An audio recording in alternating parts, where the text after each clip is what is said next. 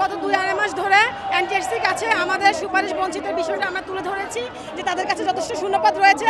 25 সাল, 26 সাল এবং 27 সালে শূন্যপদ রয়েছে। তারা আমাদেরকে 24 সালের মাত্র 7 মাসের শূন্যপদ নিয়ে 25 সালের মাঝামাঝি সময় গণবিজ্ঞপ্তি পাবলিশ করে।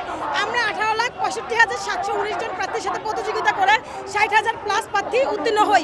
এত কম সংখ্যক উত্তীর্ণ হয়েও তাদের ভুল নীতিমালার কারণে, তাদের দুর্দশাহীনতার কারণে আমরা 16,213 জন প্রার্থী সুপারিশ বঞ্চিত রয়ে যাই। তাই আমরা তাদের কাছে অনেকবার গিয়েছি, আমরা শিক্ষা মন্ত্রণালয়ে স্মারকলিপি দিয়েছি, আমরা চেয়ারম্যান স্যার বরাবর স্মারকলিপি দিয়েছি।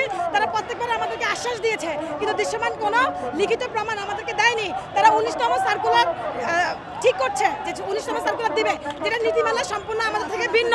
তাই আমরা আজকে এনটিআরসি বরাবর যাচ্ছি, আমাদের দাবি আবার তাদের কাছে তুলে ধরা এবং আজকে প্রজ্ঞাপন নিয়ে ফিরে আসা।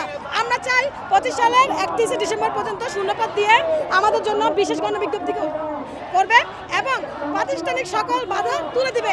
আজকে এই রোদ্রে আমি আমার বাচ্চা নিয়ে এসেছি, আমরা কয়েকবার এসেছি আমার বাচ্চা নিয়ে, রোদে পুড়ে বৃষ্টিতে ভিজে তাদের কাছে আমরা আমাদের শান্তিপূর্ণ দাবি তুলে ধরেছি, কিন্তু এনটিআরসি কর্তৃপক্ষ আমাদের দাবি মেনে নেয়নি, বরং তারা আমাদেরকে কটাক্ষ করেছে। তাই আমি আজকে আপনাদের মাধ্যমে বলতে চাই, আমরা কোনো অন্যায় দাবি নিয়ে আসিনি, আমরা ন্যায্য দাবি নিয়ে এসেছি। আমরা এই দেশের শিক্ষিত নাগরিক, আমরা শিক্ষক হতে চাই। তাই আমরা চাই আপনাদের মাধ্যমে এই দেশবাসী জানুক এনটিআরসি কিভাবে বেকারের কারখানা তৈরি করে সনদ প্রদানের মাধ্যমে।